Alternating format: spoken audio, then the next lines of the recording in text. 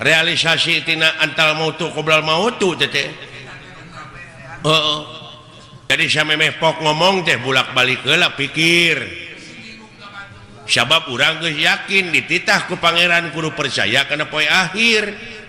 Sabab akhir tina pagawean jelema buktina lamun jelema ayeuna keur jagjag loba teuing ngadahar lauk asin kumaha akhirna darah tinggi pan nu mata kudu diatur oge Rasulullah mada sasamet wareg tara kaleuwih ulah loba teuing urang ngadahar cai kopi amis sabab kaituna kencing manis tensi kencing manis teh ngaronjat teh akhirna teh akhir tina pagawean sia teh.